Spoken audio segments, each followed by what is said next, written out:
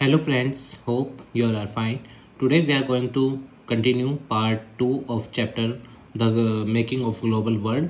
Previously in the video we have studied about how the world interconnected and how the countries generally connect with each other by sharing technology and how the foods travel and lots of things we have covered up in the first part. So let us continue with the second one. The interwar economy. During First World War means 1914 to 1918, the world has experienced widespread economic and political instability. क्योंकि देखो जब भी कहीं पे युद्ध होता है, जैसे अगर यूक्रेन रशिया की बात कर लें हम या फिर अपना इजराइल पैलेस्तीन की बात कर लें, तो देखिए जब भी युद्ध होता है तो आर्थिक नुकसान बहुत होता है दोनों साइड, पॉलिटिकल इनस्टेबिलिटी भी आती है और कई बार क्या होता है वॉर जो होता है वो बहुत ही भयानक रूप भी ले लेता है जिसमें लोगों की बहुत बड़े स्केल पे मृत्यु होती है, जैसे अब पैलेस्तीन में हो रही है या इजराइल में. War time transformation. The first world war was fought between the power allies, और आप जानते हो सेंट्रल पावर्स थी. अलाइज में कौन आ जाएगा? Britain, France, Russia. And central power कौन थी? Germany, Austria, Hungary and Ottoman उस्मानिया सल्तनत. ठीक है ना. 1914 से 1918 तक फर्स्ट वर्ल्ड वॉर हुआ. और अगर सेकंड की बात करें तो याद रखना एक्सिस पावर और अलाइड पावर. अलाइड में आप क्या ध्यान रखोगे? आपका बफ ब्रिटेन, यूएसए, यूएसएसआर, फ्रांस, और एक्सिस में जिग JIG जापान, इटली, जर्मनी. ध्यान रखना. तो let us continue further. It is said that there was no other war earlier like first world war. और ये कहा जाता है कि फर्स्ट वर्ल्ड वॉर की तरह दुनिया में पहले कभी इस तरह का युद्ध नहीं हुआ. देखिए जब क्या होता है कंट्रीज अपने आप को डोमिनेट करना चाहती हैं दूसरे देशों के ऊपर, और फिर कहीं ना कहीं जो डिप्राइव्ड कंट्री है वो फिर अलाइज बना के रिटेलिएट तो करने की कोशिश करेगा ही, और वही होता है, फिर उसकी वजह से वॉर हो जाते हैं. House hold income declined after the first world war. जो लोग थे उनकी कमाई घट गई. जाहिर सी बात है घटनी थी वो, क्योंकि आर्थिक गतिविधियां क्या हो जाती है? पूरी तरीके से प्रभावित होती है, और आर्थिक जो डेवलपमेंट होता है, इकोनॉमिक डेवलपमेंट होता है, वो क्या हो जाता है? रुक जाता है. So Britain borrowed large sum of money. अब ब्रिटेन तो इन्वॉल्व था फर्स्ट वर्ल्ड वॉर में, अभी हमने पढ़ा अलाइड फोर्सेस की तरफ से, तो उसको पैसे की जरूरत पड़ने पड़ी. यूएसए से उसने पैसा लिया, यूएसए के बैंक से एज वेल एज यूएसए की पब्लिक से भी इकट्ठा किया. The war transform US from being debtor. पहले यूएस लोन लेता था पर अब यूएस लोन देता है. और आज देख लो आप, वर्ल्ड बैंक हो गया या IMF हो गया, यूएसए का सबसे ज्यादा शेयर है, मोर देन 17% के आसपास इन संस्थाओं में. और दुनिया में एक ही सुपर पावर है, क्योंकि USSR भी चैलेंज कर रहा था सुपर पावर बनने का 1945 से 1991 तक, पर 1991 में USSR टूट गया और रशिया उसका सक्सेसर बन के आया, तो कैपिटलिज्म जीत गया उस साल 1991 में USA. Post war recovery. अब युद्ध के बाद रिकवरी कैसे होती है? देखिए जब युद्ध होता है तो सबसे पहले क्या होता है? चीजें पूरी तरह से प्रभावित हो जाती हैं, खत्म हो जाता है सब कुछ. उसके बाद फिर जो देश होते हैं वो दूसरे देशों की हेल्प लेते हैं या दूसरे देशों से मनी बोरो करते हैं अपनी इकोनॉमी को रिवाइव करने के लिए. Impact of the first world war on the British economy. पहले तो ये देखते हैं फर्स्ट वर्ल्ड वॉर का ब्रिटेन पे क्या प्रभाव पड़ा. आफ्टर द वॉर खत्म होने के बाद 1918 में Britain found it difficult to recapture its earlier position of the dominance in colonial market. Colonial market मतलब, क्योंकि आप जानते हो दुनिया भर के अधिकतर देशों पे ब्रिटेन का कब्जा था, ब्रिटेन ने अधिकतर देशों को अपनी कॉलोनी बना रखा था. तो वर्ल्ड वॉर 1 के बाद उसका जो कॉलोनियल मार्केट था उसमें उसकी डोमिनेंसी या उसका जो होल्ड था वो धीरे धीरे खत्म होने लगा, और दुनिया भर के बहुत से देश जो उसकी कॉलोनी थे वो भी धीरे धीरे उससे आज़ाद होने लगे क्योंकि उनकी पावर लूज हो रही थी. To finance war expenditures. अब वॉर के खर्चों को फाइनेंस करने के लिए ब्रिटेन ने यूएसए से पैसा लिया, अभी हमने देखा. और यहाँ तक कि मैं आपको बताऊं, उसने जो उसकी कॉलोनी थे ना उनमें भी वो मतलब टैक्सेस को बढ़ा दिया, क्योंकि इंडिया भी उसकी कॉलोनी था उस टाइम, 1947 तक रहे हम उसकी कॉलोनी, तो उसने टैक्सेस को बढ़ा दिया और उस पैसे का यूज करता था. तो यूएसए ने से पैसा लिया इसने. At the end of war Britain was burdened with huge external डेब्ट एंड जॉब लेस लॉसेस. तो जब वॉर खत्म हुआ, एक तो उसके ऊपर कर्जा बढ़ गया, दूसरा उसके यहाँ नौकरियां खत्म हो गई। क्यों खत्म होनी थी? क्योंकि हमने अभी पढ़ा कि जब वॉर होता है तो उसके बाद क्या होता है, इकोनॉमिक जो ट्रांजेक्शन्स होती हैं, जो इकोनॉमिक एक्टिविटीज होती हैं, वो बहुत प्रभावित हो जाती है। फिर दूसरे देश भी उस कंट्री में जनरली फॉरेन इन्वेस्टमेंट नहीं करना चाहते। Rise of mass production of consumption in the USA, recovery was quicker. USA में रिकवरी क्विकर थी, क्योंकि आप जानते हो यूएस की इकोनॉमी जो है, या फिर यूएस जो है वो कैपिटलिज्म वाली आइडियोलॉजी पे चलता है, और जहाँ पे कैपिटलिज्म होता है वो इकोनॉमी ज़्यादा जल्दी से रिवाइव करती है इन कंपैरिजन टू मिक्स्ड और socialist economy. One important feature of US economy of 1920 was mass production. क्यों उसकी इकोनॉमी जल्दी रिवाइव करवाई? क्योंकि उसका प्रोडक्शन बहुत ज़्यादा था, बहुत बड़े स्केल पे यूएस से प्रोडक्शन करता था चीज़ों का। इट लोवर्ड, और जब देखो प्रोडक्शन बड़ा होता है ना तो फिर कॉस्ट कम आती है, और प्राइस भी फिर क्या होते हैं, कम होते हैं। तो जो मशीनें थी, इंजीनियर गुड थे जो यूएसए बनाता था, उनके रेट बहुत कम थे। A well known Pioneer of mass production was car manufacturer Henry Ford. ये बहुत बड़ी कंपनी थी यूएस के अंदर जो कारें बनाती थी। He adopted the assembly line method conveyor belt for the production of car. और इसने किसका उपयोग किया? जिसमें assembly line method means generally जहाँ पे सारी चीज़ें रोबोट्स, या फिर जैसे आपने देखा होगा बड़ी बड़ी फैक्ट्रीज में कन्वेयर बेल्ट होती है, जिसपे सामान बहुत जल्दी इधर से उधर फैक्ट्री के अंदर ले जाया जा सकता है, रॉ मटेरियल, तो उससे आसानी हो जाती है। तो जब इसने हेनरी फोर्ड ने ये सब अपनाया तो और ज़्यादा प्रोडक्शन बढ़ गया कारों का। In 1923, the USA resumed exporting capital to the rest of the world and become the largest overseas lender. और जब इनकी इकोनॉमी ने इतनी ज़्यादा तरक्की करी, पैसा कमाना शुरू किया, तो उसके बाद 1923 में इन्होंने दूसरे देशों को लोन देना शुरू किया, जिसकी वजह से ये मतलब दुनिया में सबसे बड़ा लेंडर बन गया लोन देने में। द ग्रेट डिप्रेशन, डिप्रेशन बोलते हैं उस सिचुएशन को जब देश के अंदर रिसेशन हो प्लस अनएम्प्लॉयमेंट हो, मतलब आर्थिक मंदी आई हुई हो, डिफ्लेशन हो, और साथ में अनएम्प्लॉयमेंट बहुत ज़्यादा हो, तो उस स्थिति को डिप्रेशन बोलते हैं। तो 1929 में the great depression was the, और देखिए जब भी दुनिया में जो बड़े देश हैं, सुपर पावर्स हैं, या जो मतलब वेल्थीएस्ट इकोनॉमी है, अगर उनके यहाँ कोई गतिविधि होती है ना तो उसका प्रभाव पूरी दुनिया पे पड़ता है। The Great Depression was the worst economic downturn in the history of industrialized world, lasting from 1929 से 1939 तक चला। क्योंकि देखिए जब मंदी आती है ना, लोगों पे पैसा नहीं होता, तो क्या होता है, डिमांड घट जाती है, और डिमांड घटेगी तो फिर जो फैक्ट्री में प्रोडक्शन है वो भी घटेगा। फैक्ट्री में प्रोडक्शन घटेगा तो बेरोजगारी बढ़ेगी, ठीक है ना। और फैक्ट्रीज ही फिर क्या करेंगी, जब कोई डिमांड ही नहीं है तो प्रोडक्शन ही नहीं होना होगा। The cause of great depression, great depression के कोज क्या क्या थे उस टाइम जो आया था दुनिया में? एग्रीकल्चरल ओवर प्रोडक्शन कोज डिफ्लेशन। ये मैं आपको डिफ्लेशन और इन्फ्लेशन बता दूं। देखिए जब देश में एग्रीगेट डिमांड ज़्यादा हो, देश के अंदर डिमांड बहुत ज़्यादा हो और मनी सप्लाई ज़्यादा हो, पैसा लोगों पे बहुत हो, तो उस सिचुएशन को बोलते हैं इन्फ्लेशन, ठीक है। और याद रखना इन्फ्लेशन के वक्त प्राइस जो होते हैं चीज़ों के वो बढ़ते हैं। डिफ्लेशन उस स्थिति को बोलते हैं जब देश में क्या हो, डिमांड बहुत कम हो और सप्लाई बहुत ज़्यादा हो। और जब डिमांड कम होगी, और डिमांड कम कब होती है? जब पैसा कम होता है लोगों पे, यानी मनी सप्लाई कम होती है। और जब डिमांड कम होती है तो प्राइस गिरते हैं, तो ये बात ध्यान रखना, डिफ्लेशन के वक्त प्राइस गिरेंगे। तो एग्रीकल्चर का प्रोडक्शन बहुत ज़्यादा होने की वजह से डिफ्लेशन आ गया, क्योंकि सप्लाई ज़्यादा थी, डिमांड कम थी, ठीक है ना। In the mid 1920s it was, आपने देखा होगा बाज़ारों में 50% ऑफ, 70% ऑफ, ये क्यों लगता है? क्योंकि सप्लाई ज़्यादा होती है उस चीज़ की और डिमांड कम, तब ये ऑफर्स लगते हैं। कोई चीज़ ऐसी है जिसकी डिमांड बहुत ज़्यादा है, गोल्ड पे तो नहीं लगता 50% ऑफ, 20% ऑफ, 30% ऑफ, क्यों? क्योंकि उसकी सप्लाई कम है, डिमांड ज़्यादा है। In the mid 1920s, it was often extremely easy to raise loans in the USA when the going was good. और यूएसए से लोन लेना बहुत आसान था, क्योंकि आप जानते हो यूएसए की इकोनॉमी बहुत तेजी से रिवाइव कर रही थी और उनके पास भरपूर मात्रा में फंड्स अवेलेबल थे। Later USA overseas loans amounted to over $1 billion तक लोन दे दिया यूएसए ने उस टाइम दुनिया भर के देशों को।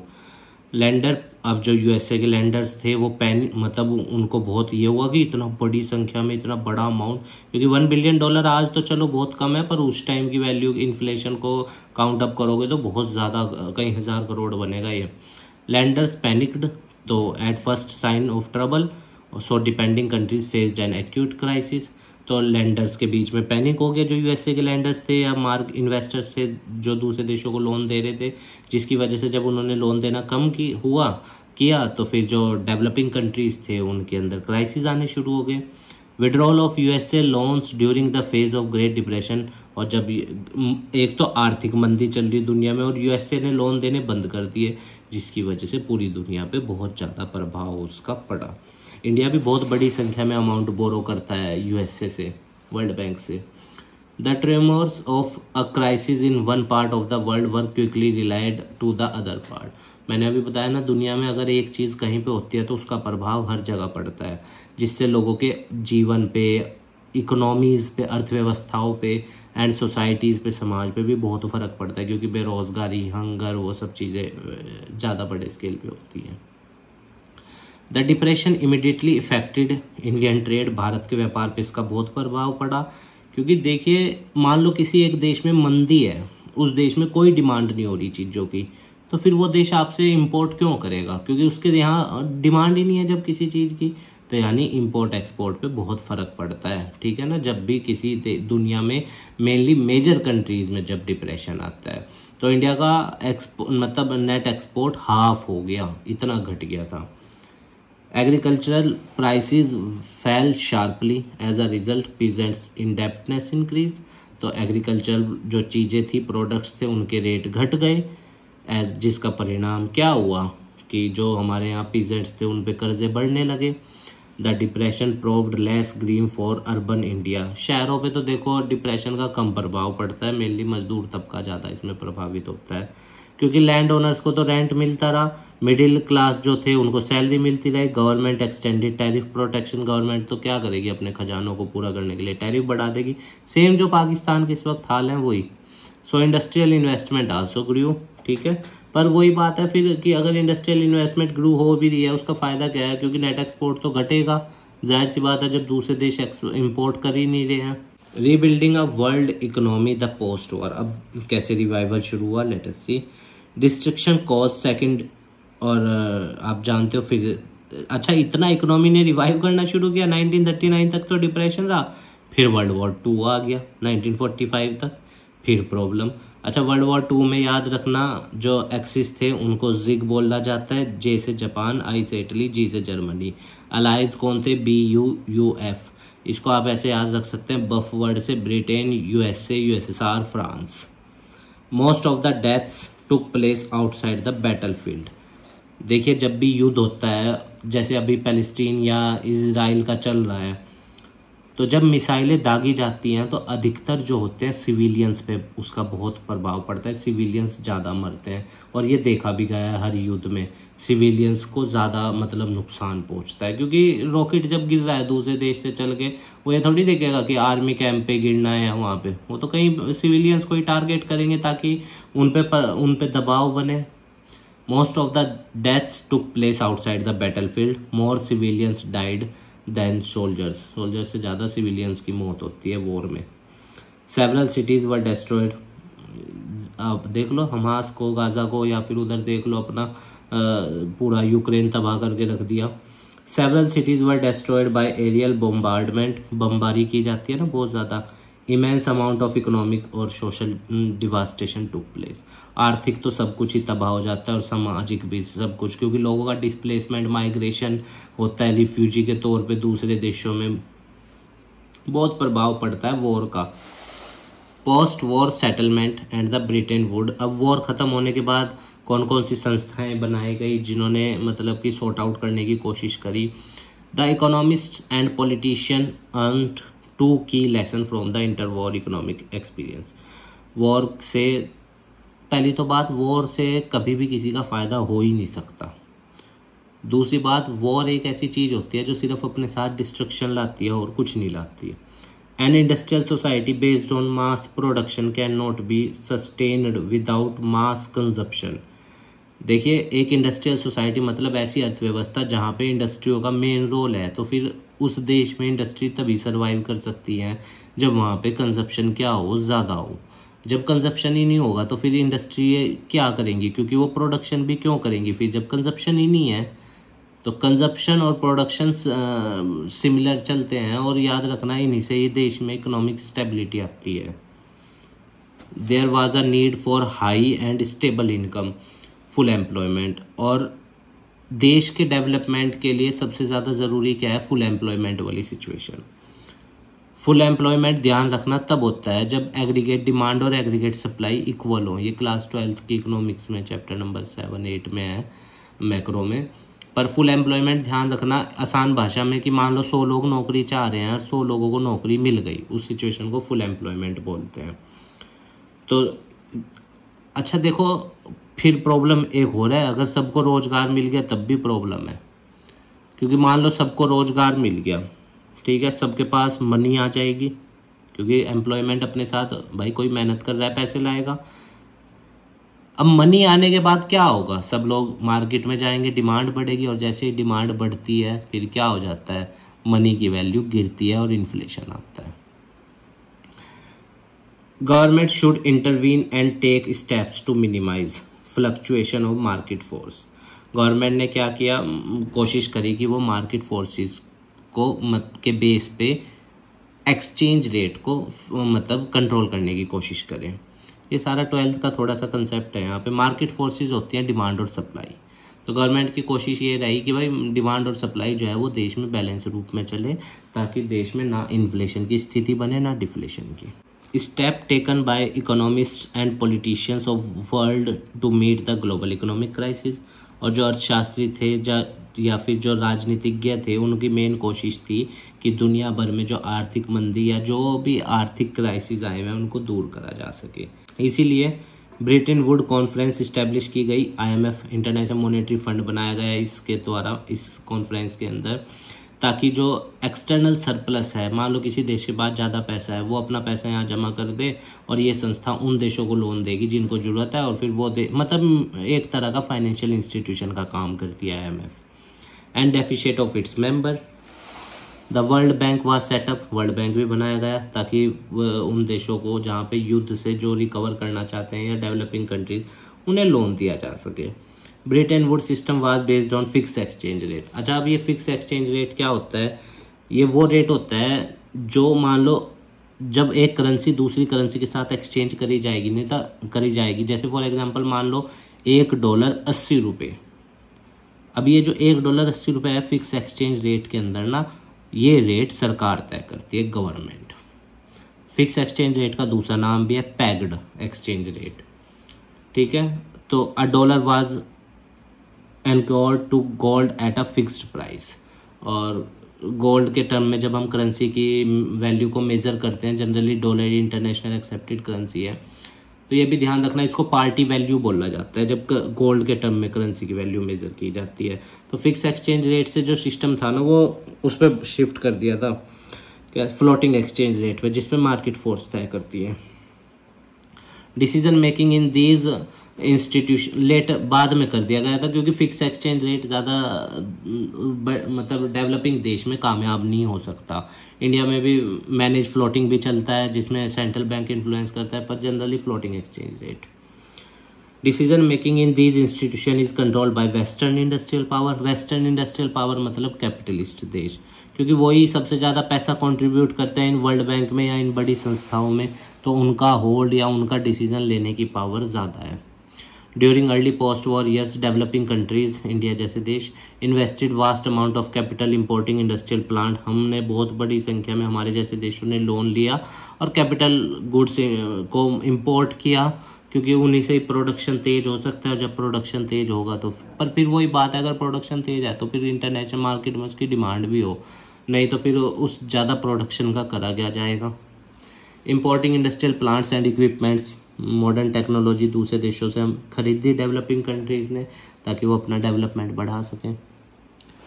डीकोलोनाइजेशन, अब देखो वॉर ख़त्म होने के बाद हमें पता है कि ब्रिटेन जो था वो लगभग अपनी पोजीशन खोने लगा था।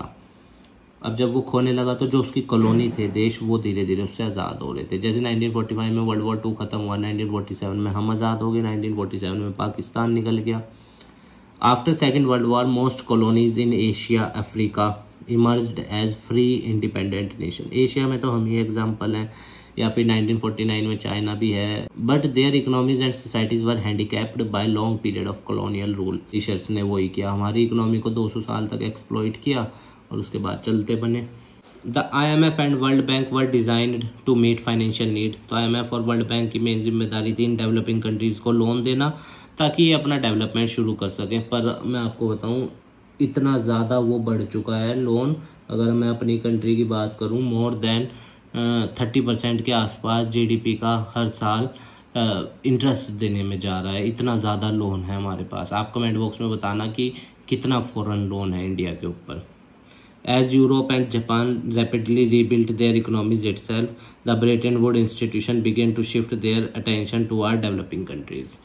अब देखो, जो इस तरह की संस्थाएं होती हैं, इंटरनेशनल संस्थाएं, उन्हें पता है डेवलप्ड देशों के पास तो पहले ही बहुत पैसा है, तो वहाँ वो अप्रोच नहीं करती। मेनली वो अपना ध्यान देती हैं डेवलपिंग कंट्रीज़ के ऊपर, क्योंकि वहीं पे वो अपना होल्ड भी बना सकती है और वहाँ पे फिर एक्सप्लॉयटेशन भी कर सकती है।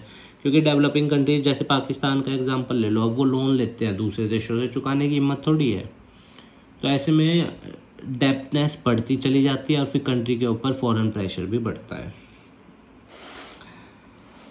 Most developing countries did not benefit. Developing देशों को इसका फ़ायदा नहीं पहुंचता, क्योंकि जनरली देखा गया है, मान लो अब कोई देश है, फॉर एग्जांपल इंडिया ही है, हम फॉरेन लोन ले रहे हैं, हर साल ले रहे हैं, आप जानते हो, क्योंकि हमारा फिजिकल डेफिशिएट और प्राइमरी डेफिशिएट ही इतना है और एक्सपेंडिचर्स इनकम से ज़्यादा है गवर्नमेंट के।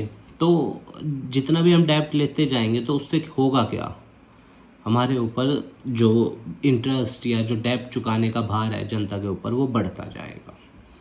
ठीक है, तो सेम डेवलपिंग देशों में भी।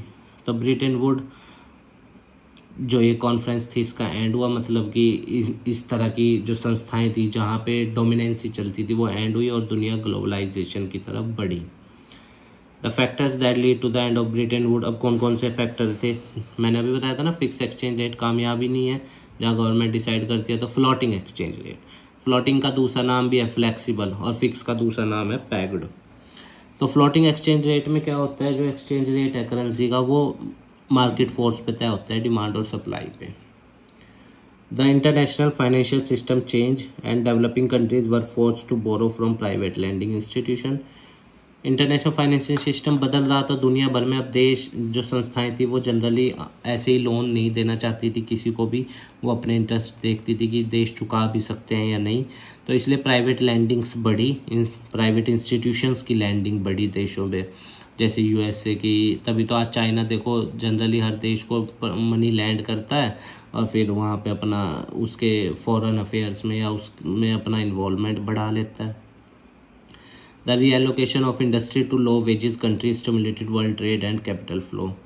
तो जब इंडस्ट्रीज जो थी, मेनली देखो MNCs क्या होती है, मल्टीनेशनल कॉरपोरेशंस, वो उन देशों में जाना चाहती हैं जहाँ पे वेजेस क्या हो, कम हो, एम्प्लॉयड स्किल्ड हो, जैसे इंडिया जैसे देश, और पॉपुलेशन ज़्यादा हो, नेचुरल रिसोर्सेज सस्ते मिल जाएं।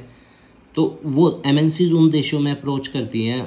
उसका फ़ायदा क्या होता है डेवलपिंग देश को, कि उसको उनके लोगों को रोज़गार मिलता है, व्यापार बढ़ता है, कैपिटल फ्लो बढ़ता है, फॉरेन डायरेक्ट इन्वेस्टमेंट आती है दूसरे देशों से देश के अंदर। इंडिया में फॉरेन डायरेक्ट इन्वेस्टमेंट को प्रमोट करने के लिए स्पेशल इकोनॉमिक जोन्स भी बनाए गए थे। ठीक है, तो ये था आपका chapter the making of global world. आज इस सेकेंड पार्ट में कंप्लीट हो गया। पार्ट 1 का लिंक आपको डिस्क्रिप्शन में मिल जाएगा।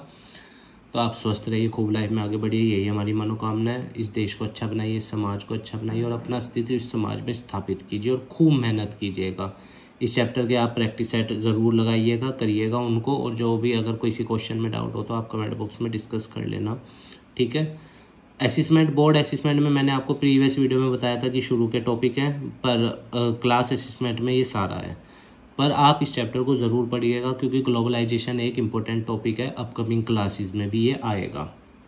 ठीक है, स्वस्थ रहिए, खूब जीवन में आगे बढ़िए। धन्यवाद।